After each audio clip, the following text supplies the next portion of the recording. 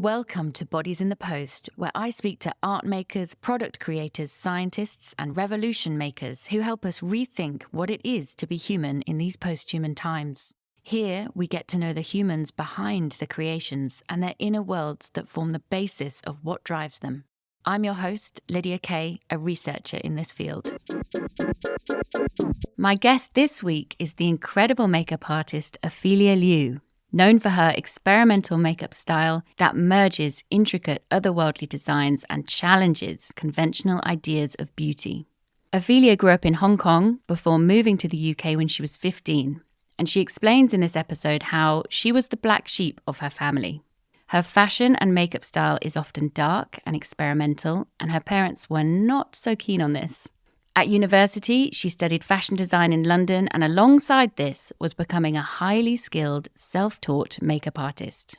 Out of her many achievements, which we discuss in this episode, Ophelia applied for and won Season 2 of Glow Up, a British reality TV competition devised to find new, talented makeup artists. Throughout the show, which aired in 2020, Ophelia turned out insane makeup looks that showcase her talent and artistry. We talk about some of the looks she made when on the show, one in particular where Ophelia used prosthetics to make the model look as though she was infected with a parasite and she had maggots coming out of her flesh. Ophelia tells me the original inspiration behind this look, which was ultimately censored out of the show as producers thought it was too shocking. Horror and gore are key elements of Ophelia's work, and we talk about horror films, her love of H.R. Geiger, and the Alien franchise sci-fi films. When we recorded this episode, Ophelia had just finished touring with and doing the makeup for Irish singer-songwriter Bambie Thug.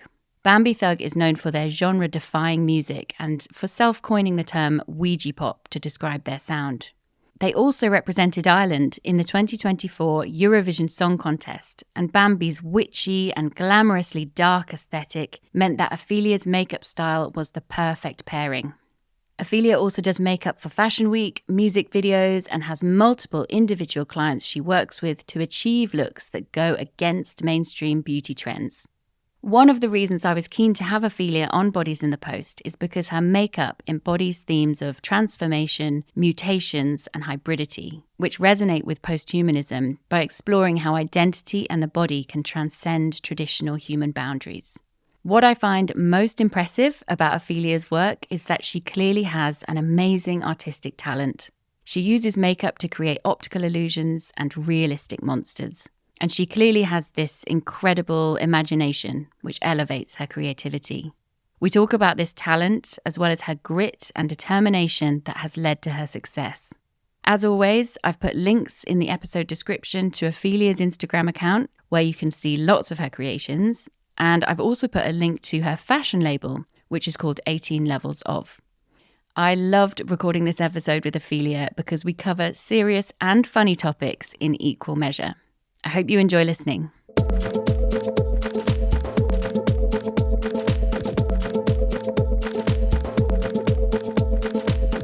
Hopefully all comfy, even in your gorgeous tight outfit. So tight. Oh my god. No, I was really sort of like debating like, should I be like really relaxed or should I be like skin tight? No, you look really cool. I love the outfit. Yo, you look sick as well. Thanks. Love it. I've actually done a bit of eye makeup for you today. I know, I noticed that. I love that. I do try and sorry, I'm still doing the levels. I am recording, but I'm still kind of working out the levels a bit. All right. I do try and do like a bit of an eye for the pod because I'm always like, let's try and look like a little bit cooler. But whenever I've got someone really creative on, I'm like, oh my God, my basic bitch makeup. No, never. I'm trying with my little liquid liner. But oh my God, Ophelia, I've got you on the pod. Yay. I'm so excited. Welcome. Thank you so much for coming on. I've wanted to talk to you for a while because your makeup creations are, I think, very post-human. Firstly, in the pure fact that they are very non-normative. So you're not creating like just glam looks. But you draw from horror, nature, animals, machines, and you create these kind of alien, otherworldly looking forms and creatures. Often what you create sort of looks like non-human or sort of futuristic. And that's the main reason I wanted to get you on here. A very broad question, but like what got you into that sort of style? I mean, I just really loved horror films, and ever since I was young, my dad has always been, buying all these horror films and gory films that I'm not allowed to watch, and I would just be on the side like, oh, what is this? I'd be looking at the cover, and at a certain age, I kind of secretly took some of them and just watched it secretly. What kind of horror films are we talking about? Oh, I think one of them was let me think. What was that film called? Oh my god, brain freeze. What was it called? What's the context? It's these travelers. They get kidnapped and they were basically auctioned off to get tortured. No. Oh my god. Travelers. How can I forget about this name? Shall I Google it? What would I Google? Like a gory film about travelers in, I think, Romania or something like that. Travelers in Romania who get kidnapped. The Cursed? No. There is a film called Kidnapped in Romania. No. It's giving kind of like Hostel. Hostel. Ah, there you go. It's Hostel. like, yeah, I basically stole a couple of like Hostel DVDs from my dad and I was watching it secretly. How old were you at that point? Oh, I was in primary school. Oh my God. Did you It was rated as well, I think. So you must have been terrified. I find that kind of exciting just watching it, but obviously But at that like, age, did it not like make you do you scared know to go what to sleep? scared me when I was young watching a horror film? It was Sleepy Hollow. Sleepy Hollow. I couldn't sleep watching that. And then I rewatched it when I grew up, maybe like 13, 15. I was in love with it. Sleepy Hollow, it's the one from Tim Burton and Johnny Depp and all that. But what was it specifically that you I don't that know. kept I you think awake? it's probably the styling of the headless horseman with the sharp teeth and the sort of like effect of his skull coming back to life and reforming on his body. You know, when all the muscles start sort of like coming back in. It sort of traumatized you a bit. Yeah. And also like when the scene when the horse was kind of following someone, you can hear the noise of walking the horse, yeah. And Johnny Depp was like, oh my God, is he behind me? Yeah, that was... I remember watching Scream, which I know is like a joke. Yeah. But I watched it too young and it gave me OCD for years. Really? Scream, which part? I watched it like when I was at a sleepover and my parents were so angry with the other parents because we were way too young to be watching it. And I just couldn't sleep. And I had this obsessive compulsive thing where I'd have to check my bedroom before I went to sleep. Oh, wow. But it was like every time I got into bed, I was like, I haven't checked it properly. So I'd get out of bed and check again. But it would keep me awake all night checking my room. And I developed this like OCD about checking my room. Oh my God. And it was really bad. And even now when I see the Scream mask, it like makes me feel weird. Really? Yeah. Oh, I guess it affects different kids in different ways. But they say your brain is like still developing and it does something weird to your brain and like its development. Hence why they have the age restriction. Oh. I don't think I was that young when I was watching The Hostel. Like primary school as in like late primary school. Maybe your brain had just developed already and you were fine. Maybe. I think Sleepy Hollow already did what it needed to do. Yeah. So you got into it through horror films. And even when you were in Hong Kong and when you were young, were you always dressing kind of, I hate using that word alternative because it feels too vague and like it just implies that there's a normative. Yeah. But you know what I mean? Were you always kind of slightly gothy or experimental? Not always dressing in that way. It was only when I started getting into sort of like the heavy metal scene, when I was listening to like people like Marilyn Manson and things like that. I know we shouldn't probably mention him, but he made an impact in my life. Has he been cancelled? Yes, yeah. Oh, has he? I kind of missed that. Unfortunately, but that's... I don't know. Yeah, so that was when you were in Hong Kong. It's not my problem, is it? That was back in Hong Kong. And obviously, like, the only way that I could sort of, like, get in touch with this kind of culture was through music magazine. So I know I studied fashion, but I actually own more music magazines than fashion magazines. Oh, I see. But obviously, in music magazines, we have bands like, back in the days, we have like Death Stars, Wednesday 13, Rob Zombie, Marilyn Manson. All of them have like big makeup on. And then you got Guar, which is full prosthetics. I think that's also one of the things that inspired me or like tempted me to be like, oh, I want to look like them too, you know? Yeah. Yeah. And obviously it comes through with fashion as well, you know, what they were wearing. Yeah, there's always such an overlap with fashion and music because even, I mean, on a grander scale, pop music, obviously there's so much emphasis put on what the pop stars are wearing, but subculturally, fashion and music play such a big role in like counterculture and subcultural movements. Like music is the glue that congregates them and the thing that they all have in common. And then the fashion tends to align with the music. So there's always a kind of relationship between them. Yeah, definitely. I mean, like within the music, there's so many subgenres. And then within those kind of subgenres, they have their own fashion with the death rock scene and then scene kids, the emos, the goths. I was just all over it, you know. And actually, you were recently on tour with Bambie Thug. Yes. How was that? Also, can I say, you're so well aligned in terms of style. You're like the perfect makeup artist for them. Oh, thank you. It's just perfect. Yeah, how was it? It was very fun doing Bambie's makeup. I think, you know, when you meet someone who just gets it and you don't need to explain a lot. That's kind of like that. And it just works. It comes natural. There's no kind of like, oh, what are you talking about? Like, can you show me a picture? We can envision it, you know? It's easy. Given that, you know, people might think that, oh, it must not be that easy to do such a big makeup look. But then I'm like, it's not too hectic. It's just that some dressing rooms are a bit small. And that's when things get a bit hectic. Yeah. That must have been so fun, though. What's it like being on tour? Oh, I loved it. I mean, it's not my first time going on tour. My first tour was with The Lion King. I learned a lot from that tour. And it's kind of similar where you're always, you know, on the go, you're in a foreign place and you get called to do your work at a certain time. You got jet lag. Yeah, jet lagged and waking up in a different country every day. That was exciting, actually. I love traveling. Yeah. So I wish I could travel forever, but I better travel now than later because you never know. But yeah, I think working with Bambie has been amazing. It was exciting, but easy. Yeah. Yeah, you just clicked. You can tell. Just clicked, yeah. It must have been a lot of fun. Yeah. Also, this makes me sound like such a creepy stalker, but I saw you were recently in Switzerland visiting the H.R. Geiger Museum. Yes. And I know you've talked before about H.R. Geiger being you're a huge fan of his work. Yes. When I was very young, again, my dad and my brother was really into Alien. And then there was Alien versus Predator. And then there was Predator. So at that point, I wasn't really into it yet. Again, like I tried to watch it in a later time. And I was obsessed with it. What is it about it? And also, for those who might not know, H.R. Geiger is known for biomechanical art, where he sort of blends human and machine, and is best known for his work that he did with Alien. And the aliens kind of look mechanical, and they've got sort of wires, and their bones almost look like wires. And I think H.R. Geiger does a very good job of picking up the human aspects and putting it onto machinery.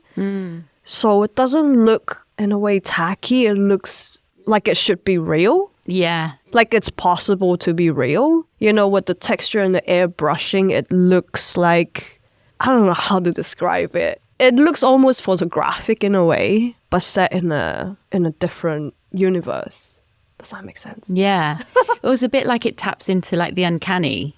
Yeah. When you look at it and you're like, oh, that looks kind of human, kind of alien, kind of machine. Yeah. The reason it's so successful, I think, is because it feels really familiar. I think in the film, it's one thing, but his drawings is another thing. Because from his sketches, you can see that he really likes human lips, I think, from what I saw anyway. Ah. And from the drawings, you saw that? From the drawings. And there was one sculpture where it's an alien, but with a human lip. Oh. And it was really cool. It was really cool. That's probably one of my favorite ones. The big one where it's kneeling on the floor. human size, big size. Not even human. I don't know what size that is. Big size. And the museum has got loads of sculptures. The museum has sculptures, the amazing tiles that he did, and paintings. There's like a restricted area, 18 plus area as well, because he is very erotic in his work as well. Oh, I didn't know that. Yeah, I mean, he's got some erotic bits in there.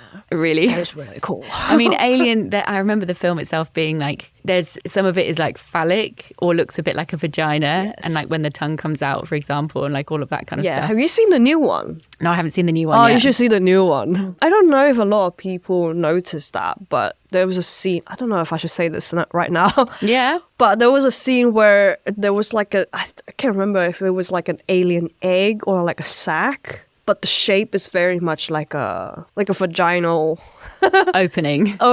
And there was one part of the film where the alien, I think it was the tail that went in and killed something in there. I was like, whoa. That was amazing. Bravo on these like phallic and that looking was objects. after H.R. Geiger passed away. Now, I don't know who came up with that idea, but I think they played that very well and very obvious in that film.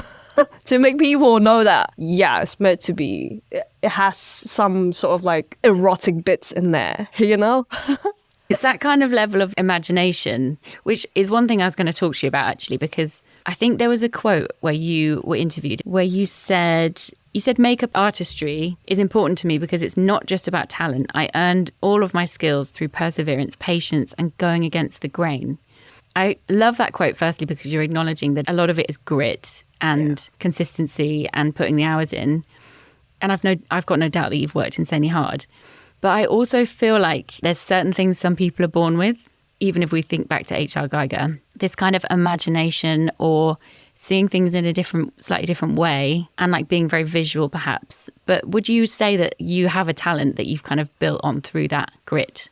It's not the first time that I heard someone say this to me before, that, you know, I think you have something that you're born with that you can't just build when you're alive. You're born with it. But I don't know.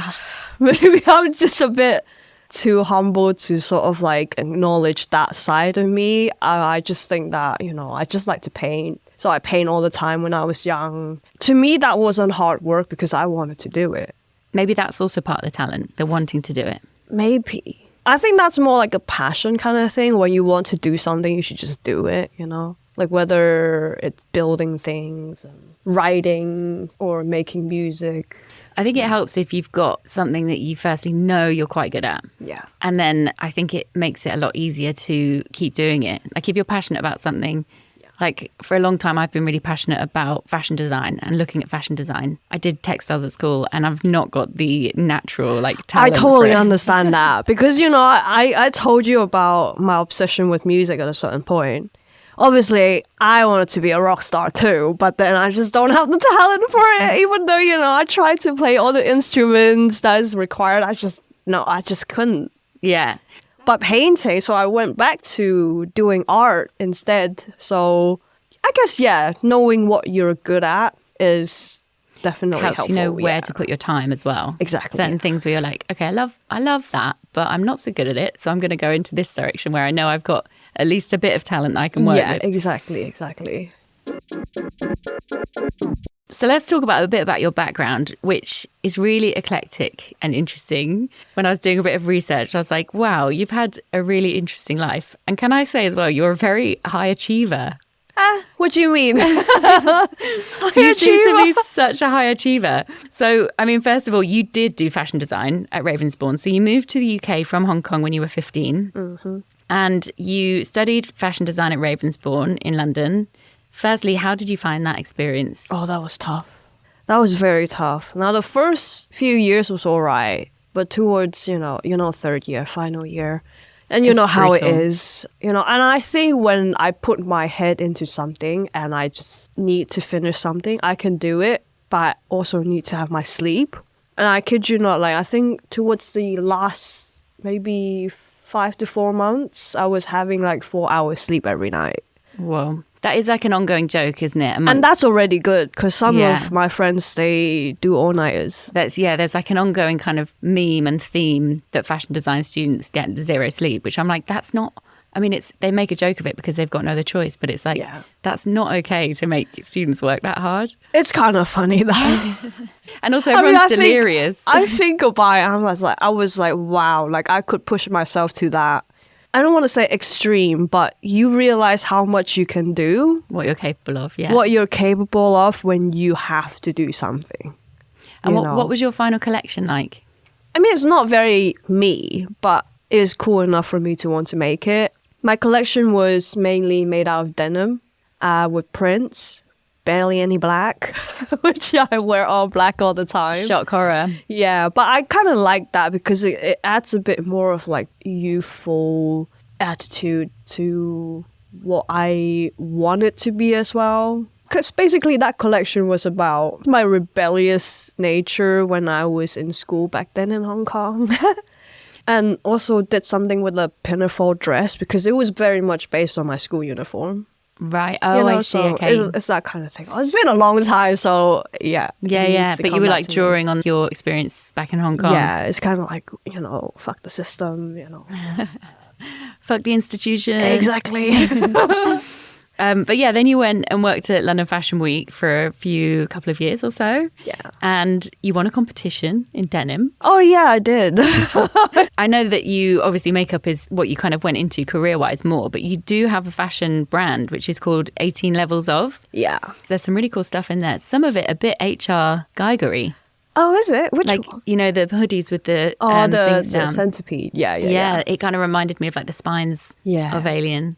I mean, I would have done more with my own fashion brand, but given that, my main focus is on makeup and I'm producing these pieces out of my own home, there's only so much I can do. So the only thing that I could do is draw and make prints. So that's mainly what that fashion brand is about. Maybe in the future, it could be bit more of like a bigger project for me, but at the moment I don't want to make it season after season, collections after collections. I want to make it in my own time when I want to do it, because once I want to do it, I want to do it until I finish, and that is usually, it takes a bit of time. Yeah. And I produce everything on my own. It's really hard to do it without a team.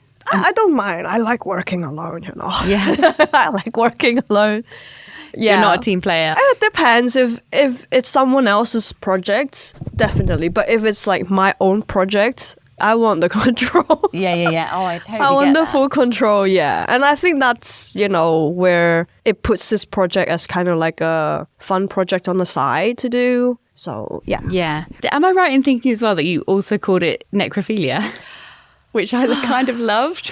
Oh, I love that name. I still miss that name. I think it's so catchy and like it It's does obviously what got it your needs to name do. in it. Yeah, it's cool. But was there a reason why you changed it? Ever since Glow Up, I think. Basically, my manager at that time was telling me, oh, Boots wants to hire you for a campaign, but they're worried about your name because it was during COVID and your name is about death, so... if you don't change your name, they might not want to take you on. So I was like, you know what? Fine. So I then called my personal account, like, necrophilia. So, I just have it in the background. Yeah. So your personal Instagram account? No. Yeah, well, it's secret, so can't find me. Oh, I see. Okay, Yeah, got it. So yeah, you're kind of continuing a bit with fashion.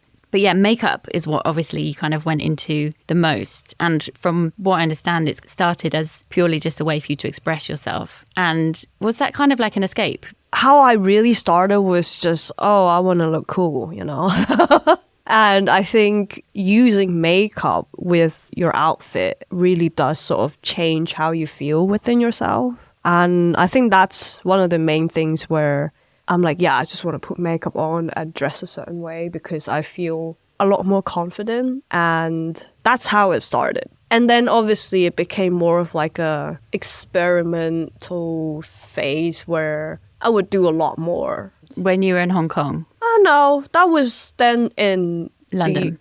In the UK, yeah. In Hong Kong, it was more difficult because there was only so much that I can do. because I have to go home every night. I have to face my parents. And they weren't keen on it? They weren't keen on it. Like, if they saw what I wanted to look like, I think they would tell me off for sure. And how are they about it now? They're a bit more okay with it now, but obviously they would say something sometimes, but you've heard it 1,000 times. It doesn't make a difference on me anymore. But back then, when you're young and you're told that you should do certain things, but you wanted to do it, and you think that, you know that there's no harm in doing so, that's really tough. And I try to find ways to go around it. To do it? Yeah, which means, taking my makeup off before going home. Oh. Yeah. Also, you probably looked so cool, and then you have to like wipe it all away. I wouldn't even before you say get back. cool, because I just wanted to put some black eyeliner on. Like, that's it. Right. Okay. So they were really strict. Yeah. And I'm telling you, like, back then, no nail polish, no piercings, no nothing. Do you feel like that almost made you want to do it more? I think so. It's kind of like, what's that called in the Bible? Something about the apple? Oh, yeah. Forbidden fruit. The forbidden fruit. Oh, my God. It's kind of like that, Yeah. you know? Because, not everyone is brave enough, because no one wants to disappoint their parents. And I think there's lots of people who experience that, like having really strict parents, or parents who really dictate like what career you have. Yeah. And obviously their intentions are in the right place. But I think a lot of people end up doing jobs or being a certain way that they don't really want to be. Yeah. But you didn't, obviously. I think that one of the good things about my parents is that my mom really supported me doing art. Not saying that she told me you should be an artist, but like she never stopped letting me go to all these like art lessons, doing like charcoal, pencil, oil, acrylic, all of these kind of mediums. I learned all of that. Right. And that was one great thing about it. But obviously on the flip side, when it's on myself and people can see I look different, that I look like I stand out, that's when it became a problem for them.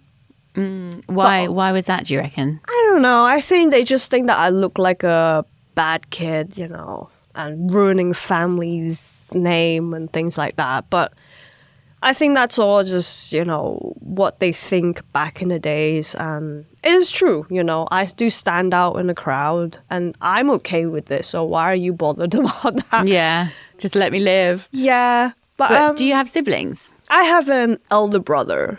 Did he feel the same pressure? No, but I don't think he cared that much, He sometimes laughed at, I remember he used to laugh at how I look, but it was mostly more like banter. It's not anything Not that's like like bullying. bullying, Yeah. But they work like a proper job. Right. Yeah. And I understand that. Do you reckon they would have liked you to have gone into like accounting or law or something? I think my mom tried to push me into doing what she does, which is a landscape architect, but That's pretty cool. Yeah. So she really... trees. I'm allergic to pollens. I can't. I have terrible allergies. I can't. But your mum was obviously is creative and encouraging you to do art. And the fact that you've always done art, that's really obvious, I think, in what you do with your makeup. Because you've got there's such an artistry in what you do. The reason I was talking to you as well about talent, and it makes sense that you grew up doing a lot of art, is because there is this sort of like magic that you're able to create through line work and using negative space, and you can visualize something that you're creating before it's there. Yeah. And that's really obvious in the way that you're like painting. This might sound really stupid because that's obviously what artists do, but like there was this really magical moment on Glow Up. You probably already know what I'm going to say, but actually don't. You don't. Which part? So there was this amazing moment, I think it's episode 6, where you'd been given the brief to make a superhero look, and you created this character that had the power to be invisible. Yeah. And you painted the model's face completely black, like jet black. And then you used this white paint brush to create an invisibility veil around the edges of her face. And it was absolutely incredible. You somehow made it look like she had this delicate 3D veil all around her. And there was this moment on Glow Up when you asked your model to like look to the side, and the full view of the veil on one side of her face comes into shot. Yeah. And everyone gasps, like the judges gasp. They were gagged. Everyone was gagged. I was gagged. And when I watched it, I got really like emotional watching that moment when like even you were like, you couldn't quite believe what you were seeing in the mirror because it just looked so realistic. Yeah. And that moment just made me think, this girl, she's really talented because so many people, there's no way I could ever, however much time I tried to put into it, I don't think I'd be able to create something like that. Do you know what's funny? Doing that look wasn't difficult. For you? It was actually very therapeutic doing that look. It was literally just one brush. Painting. Up. It was just repeating the same thing and just sort of like obviously figuring out where the drapes would be and the curves would be, but it's the same motion. It's actually not that hard to do.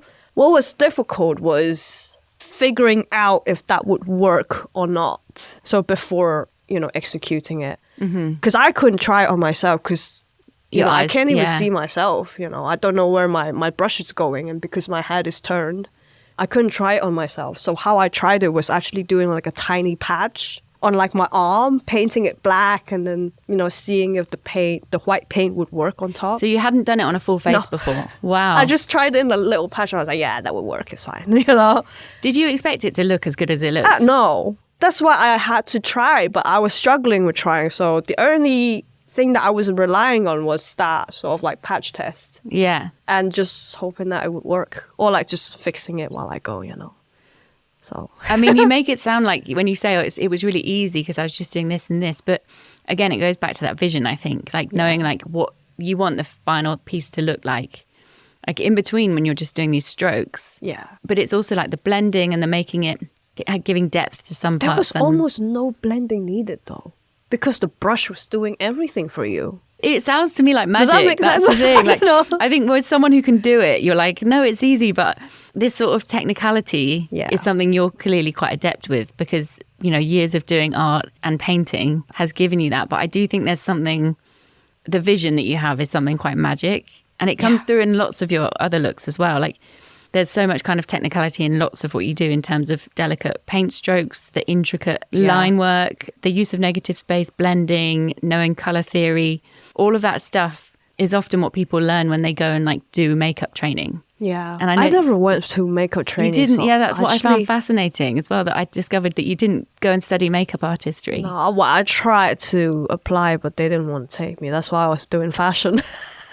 Oh, I see. Okay. Do you know what? That makes me feel better because going back to all of your achievements, I was like, you've just achieved so much. One thing I was going to ask you was like, is there anything that you haven't done, you feel like you haven't done well in, or something that has been difficult? Not getting into makeup school, but one of my friend who was also applying to be going into an architectural school back then, I was asking him basically, I don't know what to do. I've always wanted to go to fashion school, but then the school is also doing like a makeup course, so I think I'm going to do the makeup course. But then he said something that sort of just made it clear for me. He said, you already know how to do makeup. Learn something that you don't know. So yeah, that was what happened with that time debating which school to go to, what course to learn. Yeah. It just so happens that they wanted me to do fashion, so. And were your parents happy with you going to do fashion? They were 50-50 about it, especially my dad, because he wanted me to go to like a more prestigious school, with name. But not saying that Ravensbourne wasn't known or anything. I think art is art, right? Like no matter where you go, if you're talented, you go somewhere. Yeah. So they were really trying to suggest me, what about architecture? What about, engineering, They're quite good suggestions for someone who's clearly very creative. I mean, if I went into engineering, let's say, which I have no idea what it's all about, I might be creating something else that is cool. You could be creating the aliens. Animatronics, that would be cool as well. Yeah, exactly. So in a way, I actually still wanted to learn more. I was also debating whether I should go back to school now. To study, I don't know, something else. I'm also very into like true crime and things like that. So I was maybe criminology. Oh, cool. Or like, forensic science and stuff like that. Yeah. I could almost see you doing like a random career change as well, because you've got quite an eclectic. Can you imagine? Imagine that, being like now you're kind of a bioscientist or something. Oh my God, that would be so cool. I mean, Because it is very artistic, that line of work as well. Like, Yeah. You gotta cut a body up with like precision and like look for tiny little details, which I think I could do. were you quite good academically at school as well? Not the best, not the worst. Just floating in the middle, I think. It's not a bad place to be. Yeah. But it's also fair because if you're doing really well in art, I feel like if I was at school with you and you were creating these exceptional pieces of art and you were also really good at like science and maths and languages, I'd be like, fuck you, man. Maths. Oh my God, that was a struggle. Yeah, maths was such a struggle for me as well. Struggle. I got a C at GCSE and it was the only GCSE I worked really hard for. I worked really hard for the teacher that I had at that time. It was him who was like, you're not dropping maths. You just gotta do it. You'll be fine. I was like, okay, fine. Drop it, and then I got like a B plus in A level or something like that, and he was so proud. He was telling me, hang on, you're saying that maths is a struggle and you got a B plus in maths that at was me A-level. trying really hard, a B plus. If a normal person tried really hard, it would be like A star. No, if I tried really hard at A-level maths, I would still fail it. And that's not me being like modest. I know I would fail it. I don't know how I did it. It was a blur for me. Do you think maths is quite helpful in doing makeup? Because you have to do a lot of symmetry and sort of measuring by eye and... No, I don't think it does. Because there's an overlap, isn't there, a bit with art and maths in terms of balance and creating harmony in a piece of art. There's a kind of natural mathematical eye that you could have. I guess, when you're learning about like a Michelangelo painting, they would have like a spiral somewhere and be like, oh, this is how it looks, pleasing to the eye or something, right? There's like a golden golden square or the golden triangle or something. So, golden ratio. Yeah, golden ratio. ratio. I never looked into that. That's mathematical. Exactly, but like, do you really think that Michelangelo, whoever did whatever drawing, do you actually think that they used the... He was working it out. I have a feeling that they did it by eye. I think that sometimes they do like these x-rays of paintings and they can see these markings on them underneath the paint where they were marking up. So was there markings? I don't know with him, but on a lot of them there were lots of marking up, particularly if they did like optical illusions. Then they would have to do this clever mathematics to make an optical illusion. illusions came on afterwards when, maths and computer was out. They were doing maths? I'm talking about Michelangelo with no, I don't know, do they even have rulers back then? Do they have they were creating like epic a set square? They were creating epic like cathedrals. They had maths. They knew. Okay, they so maths. they did. Yeah. They were using maths for sure. Okay. For some reason, like I always just that all they think about is Jesus. Doing it for God. Maybe God's giving them the maths. I will pray, and this church will be built like super strong. I don't know. But that's what's crazy to me when I go into like a cathedral that's like really well painted. I don't know how they did it. But that's what makes them How are you painting amazing. Upside down and then go back down to the ground floor and looking up again and be like, yeah, that looks about right. Yeah. That's a workout. But that's the thing. I think that's why they needed maths, because they were doing all of the proportions. No, but that's to me, I would just be doing that by eye. But my paintbrush would be like very long. Do you know what I mean? Yeah, you could do it by eye from the floor. But I guess painting, it's so similar to what you're doing on someone's face. So you're just transferring it to like a paper or canvas or whatever. Yes, but I feel like painting on a completely blank flat canvas is actually a lot harder because you have nothing to work on. You got no contours or anything. It's flat.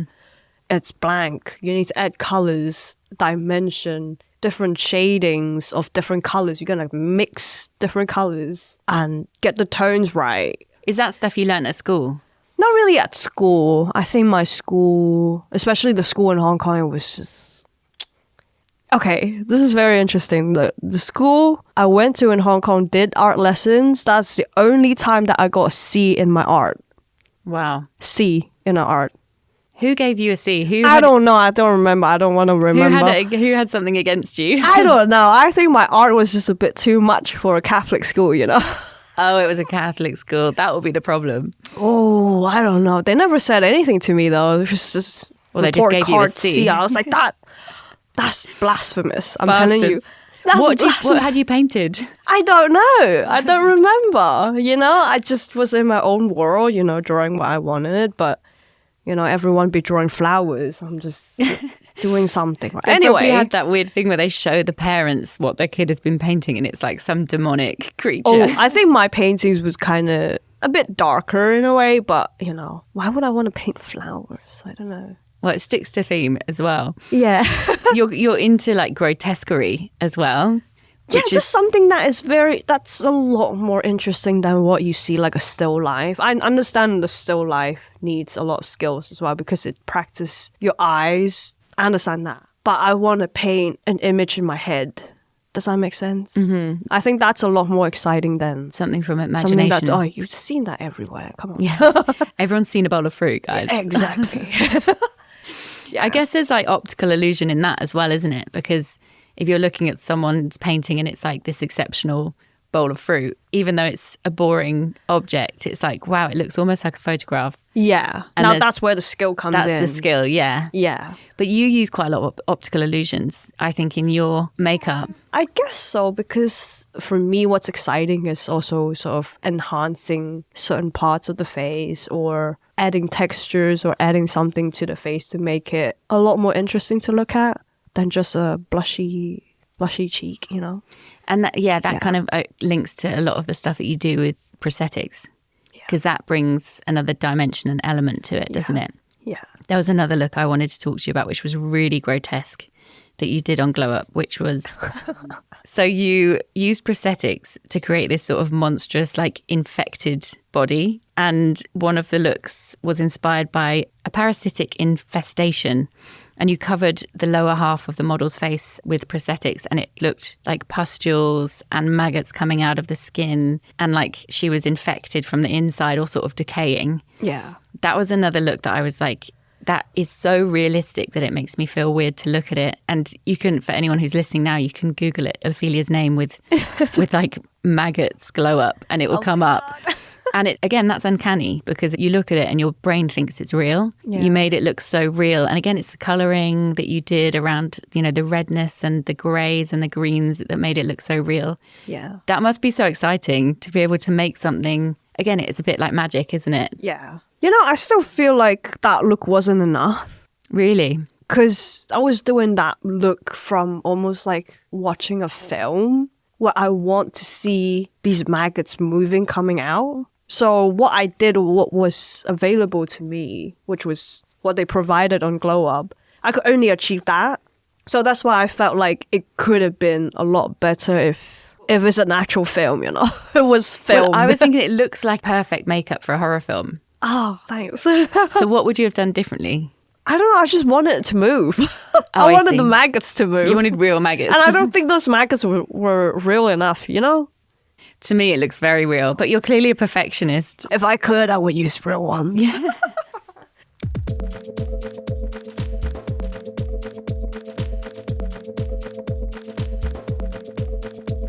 Is it something as well that you find appealing that is to do with creating shock? Oh, yes. I don't know if I'm meant to say this, but on Glow Up, when we were filming that look specifically, my original concept board was about pregnancy. Ah. I had a friend, she's Greek, and we used to work together, and she was very scared of pregnancy because she told me like it's basically a parasite inside of you, leeching off your nutritions and vitamins and bones, and then you have to push it out of you. You need to push it out. So I was like, oh, that's kind of cool. So I actually made a whole mood board with like a pregnant belly, but then obviously the production was like, oh no, you can't put that on. I think that's gonna really trigger the audience, gonna put out a very bad message. But I kid you not, like, it's not only that person, my friend, who thinks pregnancy in that way. I think it's very real. I've actually got a whole chapter in my PhD on pregnant monsters. You see what I'm saying? It's real. This fear is real. Because a lot of the artists I look at make monstrous pregnant bodies or birthing scenes that are really monstrous. And it features a lot in horror films. And H.R. Geiger as well.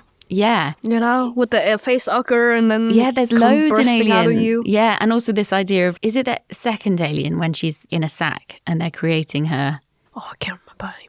I think it was one of the aliens, and she's like in a sack and she comes out, and later she realizes that there were loads of ones before her and they all had like mutations or deformations. They'd been trying to get to like the perfect one. Oh, fuck, I can't remember. Are you Now sure I'm that's worried Alien? it's not Alien. Is that Resident Evil? Resident Evil. With the film. clones of her? Because she remembers bits of things, but she can't remember everything, right? I think it is Resident Evil. Oh, I'm such a genius. Yeah, you're right. And she's in like a sack. I love Resident Evil as well. Pregnant. Is this? I always get really nervous because this is actually my work computer, and I feel like I search the weirdest shit on this computer. That's okay. You can show them this podcast. Yeah, exactly. It's Resident Evil, and yeah, it's okay. Not one of the Alien films, but yeah. And also, isn't there Alien when it impregnates her, or she has given birth to it, and it calls her mummy? That's the new one. Alien Romulus? It's not that one because I haven't watched that one. I don't think. There's one where like so basically, Yeah, I called her mommy. It was like, she knows that she's the only one that can stop it because she's their mum. Yeah. And that whole link as well about the maternal connection and what if you do give birth to a monster? It's very Frankenstein. Yeah, very Frankenstein. Exactly. And monsters themselves, historically, there's like obviously mythical monsters, but you also they were confused by like deformed births or babies that had extra limbs or conjoined twins and stuff like that. So they kind of put those real life bodies in the same category as monsters. So there was this crossover between like real and imagined monsters that got very confused for a long time in history that people, they didn't know what was fake and what was real. For real? Yeah, Oh so a my lot of God. like monstrous births or like mutated bodies. They're all real though, that's the thing. What, even the mythical ones? I mean, Dracula is real. Love it. He's in Whitby somewhere, apparently. Yeah. So you originally wanted to do like a pregnant look. As in, were you going to wouldn't make your say model like like pregnant? No, it was sort of like Were you going to put it on her face? like the idea came from that. That's why there was like skulls in there. Oh, You know, I see. Tiny skulls. But obviously they just want me to cut that part and tear bits out of my mood board. Oh, I see. So they were like, it's just a There's bit a bit of censoring in there. I have to change my narrative. Yeah, it's just about parasites, you know. That was kind of annoying because, you know, it would have been a lot cooler if I said pregnancy. Were you disappointed about that? I think so because, you know, I think it's also important to let people know that there is this kind of fear in women and that's also something that I fear about as well because can you imagine? It is weird. It's a really weird Not thought. that I don't want to be pregnant, but like just sort of like thinking about what could happen, how it feels like. And when they start to feel it move. Oh my God. Can you imagine? And also people who I've known have been pregnant, sometimes if they're lying down and they're like, oh, it's moving and you can see it. So you can see like it, you know, stretching, pushing its arms out straight or like the head moving around and stuff. And that sort of thing, you know, and you're like, oh my God, there's a creature. It already looks so tight on the belly. And there's a creature inside your belly. Like if it pushes anymore, it might just burst, you know? And it's weird because I remember talking to my parents about it once, being like, it is really like alien though, isn't it? That you can grow a baby inside you. And they were like, it's the most natural thing in the world. But it's still very weird. Like, nature is weird. Why can't it just be an egg, you know? Yeah. Why can't we just lay a fucking egg? Yeah, exactly. Why can't it be an egg? That would be so much better. So much easier. So much I don't need easier. to carry it everywhere. I just sit on top of it. You know? Sit on top of it and keep it warm every now and then. Exactly. Even Alien knows what they're doing. They lay eggs. Yeah. I'm not going to fucking carry that thing around in my stomach. The Are you mad? ancient creature, the perfect one, lays eggs. And here we are, you know, carrying something living inside of us. Like idiots. Oh, God.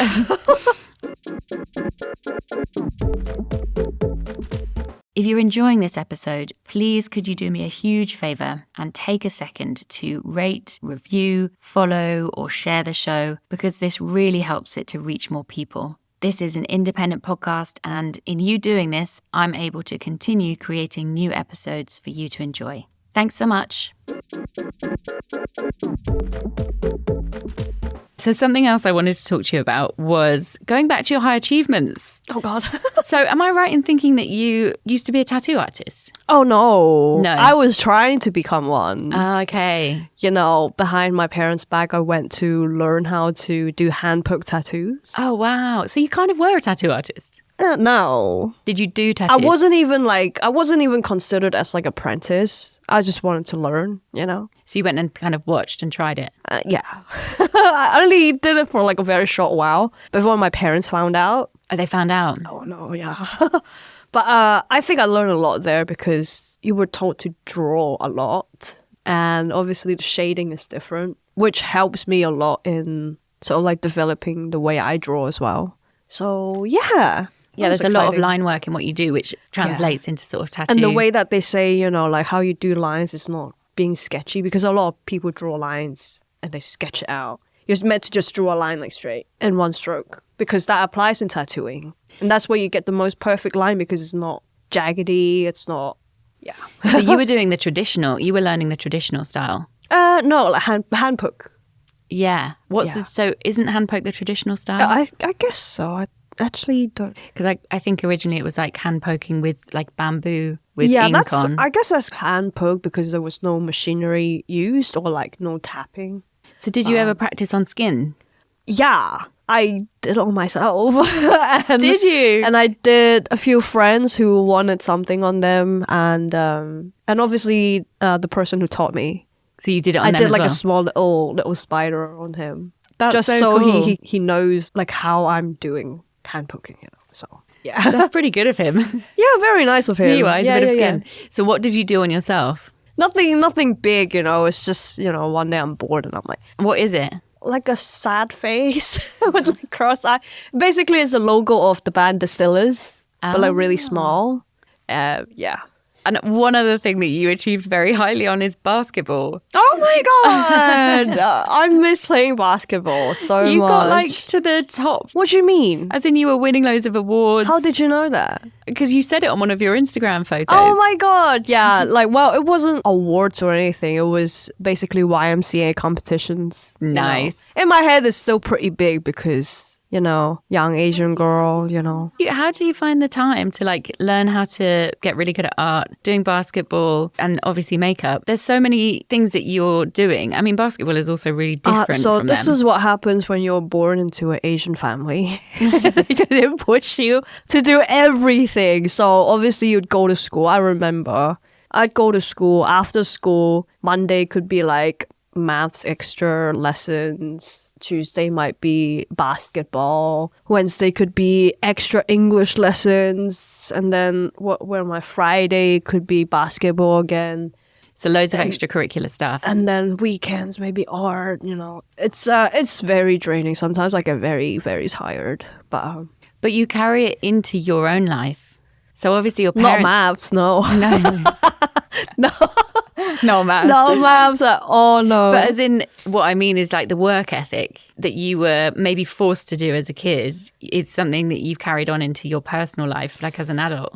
I guess more of, I don't want to say work ethic, but more like the discipline. You know, when you need to do something, you need to do it. You can't just like mess about and go have afternoon tea and then come back to do it. You need to do it now. You know, like I don't want to say that I'm the most disciplined person in the whole world. I used to be a lot more disciplined when it comes to, you know, painting and things like that, or like fashion school. But I think that really helped me in making my time useful in a way.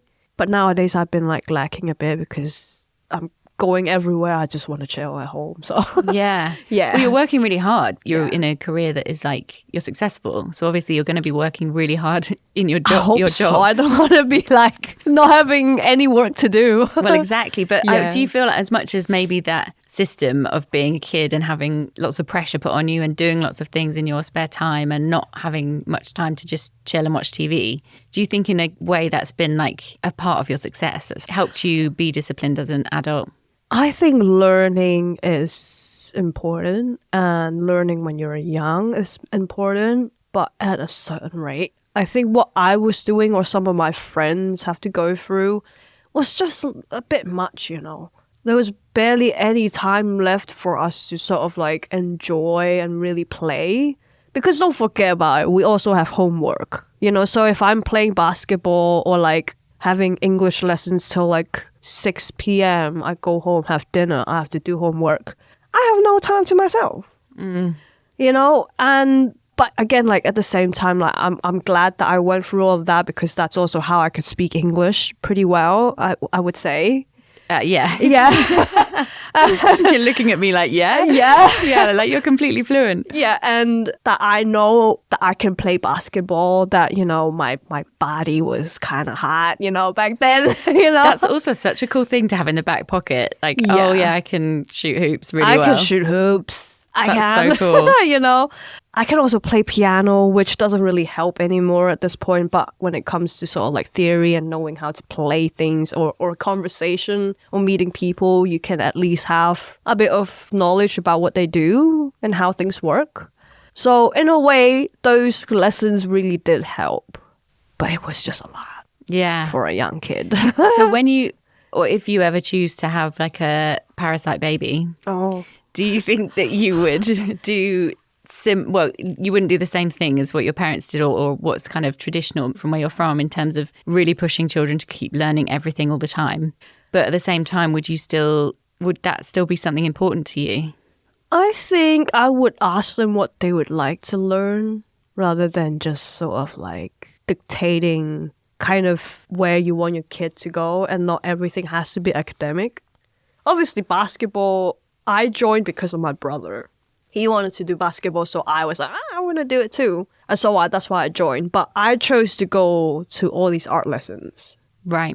And because I chose to do that, I guess I built that area of my life a lot more. You built a skill set. Yeah, rather than, you know, in maths, you know. I still stand by the fact that it's probably helped in your art. I know you can't see it, but it will maybe have, calculations, you know. It will have given you an eye for like balance, I reckon, when you do symmetry and stuff. You think? For sure. Well, like 90 degrees angles and stuff. Maybe. I don't know. All of these things go in when you're a kid, though, don't they? And you probably won't even realise that it's helping. Do you know what I mean? Yeah, I guess so. Maths is just too much for me anyway. Your makeup portfolio is now very vast. You've done loads of different work with like big brands like L'Oreal and Benefit, but you've also done loads of individual clients, including musicians. You've done music videos, and you've also worked for Fashion Week a lot. Mm-hmm. What is your favourite thing to do? Oh, you know, I could never choose because I find joy in doing all of these things, and I don't think I can choose one because I'm scared that I might get bored of it, you know? But I think working with Bambie was great, and also having my own clients are great because my clients are, let's say, a bit more niche. Yeah, they've come to you because they like your style. Yeah, so like when we talk about when they want something, I know exactly what they want. It's that kind of, again, the kind of clients that just clicks. Mm-hmm. I think those are kind of my favorite because it's easy to communicate.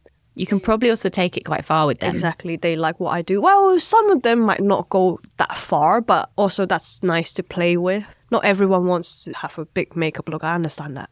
Oh, I also like doing sort of like contents as well because I get to just be in my own space and content for Instagram. Like. Yeah. And I guess you're doing it on yourself, so it's like really playful. But it is very, you know, demanding because you need to keep up with the consistency. Yeah, what is consistent? How often? I don't know, post 3 times a week, 4 times a week, as much as you can. But, you know, I have a job outside, so I can't always be consistent because my job is not consistent. Yeah. So it's and it must take like a whole afternoon, if not longer, to do a look. Yeah. If I'm chilling, yeah. Okay, so you could do it quicker. I could do it quicker. It depends again on what kind of look it is. Yeah. And it's finding the time if you've already got a busy schedule. Mm-hmm. You did makeup for Louis Diavier and Rick Owens. I didn't do Rick Owens' show. But there's photos of you there, no? No, that was me with my clients. I always do. Oh, so they were people clients coming to visit to see the show. Yeah, to see the show. Yeah. Oh, I see. Oh my God, they looked like they could be in the show. They look. I mean, people going to Rick Owens shows always look amazing, but I could so see you doing like a Rick Owens show. Yes, I've not asked to do it or been asked to do it, But to be honest, I Yet. do quite enjoy doing the guest makeup because I get to watch the show on the side as well. So Because when I saw stuff on your Instagram and you tagged Rick Owens, and I was like, oh my God, and you were in the location where they had the show, and I was like, wow, she was doing like the makeup for Rick Owens. But it's actually even cooler to be there just to be doing like your clients. And that particular show, it was like really cinematic, that show. But there were also models, because Rick Owens tends to like choose his models to be people who are genuinely from that specific kind of subculture or people pushing the boundaries naturally. So he's not choosing models and then dressing them up and then them getting back into their jeans and t-shirt. I really like the way that Rick casts his models because I call the Rick models the Prometheus boys because they have the Prometheus face, with the strong brow bone and really deep set eye, very, shaved eyebrows sometimes, the Prometheus boys. Yeah. I totally see it. Yeah. But I think that was also because Anthropomorph, who's been on this show, and Palmer Ham, they've modelled for Rick Owens. Yeah. And it just looks like the most incredible show every time. It looks like you're taken into like another universe. I like that he, chose his audience as models as well. I think that's very interactive. Well, it's really authentic, isn't it? Authentic, yeah. Yeah, because also it's like, otherwise it kind of leans into appropriation. Like, I know appropriation is mostly looked at in terms of the worst thing, obviously, is taking something like spiritual from another culture. Yeah. But you could also like appropriate goth style or punk style just by copying it and putting it on a model and being like, but it's purely for capitalist purposes. It's not actually authentically punk because these people are just dressing up as punk. Yeah. Whereas Rick Owens chooses people who are like genuinely from those kind of subcultures. Yeah, and I think definitely. That's a much better approach. In terms of your career so far, what are you most proud of? Oh, wow. What am I most proud of? Maybe I'm just being very picky. I don't think there's one moment where I feel like, let's just say, a businessman owning a business and that's his business. I don't think like I've got that yet. So, well, you'd like to own a business? No, something that I feel like is truly mine. Let's just say that. Because I've always been working under someone else. Right. Still. Apart from my Instagram page, I guess, But that's not getting me anywhere further, I don't think. Your Instagram account, surely it gets you a lot of work and traction and... Attraction, but work... I hope so. Well, I guess it's like your portfolio in many ways. Yeah, but I want something that's truly mine, my own world, So would you ever have like a makeup brand? That's one of the things that I want to look into. But I also worry about that a lot because there's so many makeup brands already out there. So many celebrities brands out there. So many makeup artist brands out there. So am I just going to be one of them? Well, it would always have your own signature on it. Own signature, and it would be yours. But, it's sort of difficult when you start to have a business because you got to make sure that things sells and things like that. And I'm not really into that. There's a lot of shit that comes with running a business, I think. As in, obviously, it gives you the ownership and the control and you can do what you want. And it could potentially be really successful. All of those things are good, but you've also got to like balance your books and find an accountant and, maybe hire people and maybe have to fire people. Like all of that stuff just would be awful. Oh my God, you're stressing me out. Yeah, but that the plus side, stresses me out. Yeah, and it's like having a business mind. You could be like an incredible makeup artist, but like not everyone's got a business mind, which I'm sure, to be honest, considering how much you've already achieved, you probably could do that. You think? But it's whether you actually want to do it. I hate maths. I can't do my numbers. That B+ in A level is going to get you far, I promise. But, hopefully it's something that could happen in the future. And even if it happens, it would be something very iconic. I don't want it to just be like, oh, it's a makeup brand with like an eyeshadow palette. I want it to be more than just an eyeshadow palette, You want the whole deal. I don't know what it's going to be, but... Yeah, something big. Yeah. Well, I'm very excited to see what happens. And I've got no doubt that B+ in A-level maths will actually come in handy. Maybe. And maybe I'll just hire someone else to do it. You'll be running an empire at some point that's got like a HR Geiger kind of logo or something. Oh my God. I can picture it. Ophelia, thank you so much for coming on. Thank you so much Bodies for in the having Post. me. It's been really fun to chat with you and hear more about your inspirations and plans and get to talk to you about your incredible work. Thank you. Thank you. Yay! Thank you so much for listening to this episode of Bodies in the Post. If you enjoyed the episode, please can I ask you to help me out by liking, rating, reviewing, following, and sharing the podcast, as this massively helps other people find it. This is an independent podcast, and with your help, this means it can reach more listeners and also means I'm able to continue creating new episodes for you to enjoy. You can also find the podcast on Instagram at Bodies in the Post and on TikTok at Bodies in the Post Podcast. Thank you and see you next time.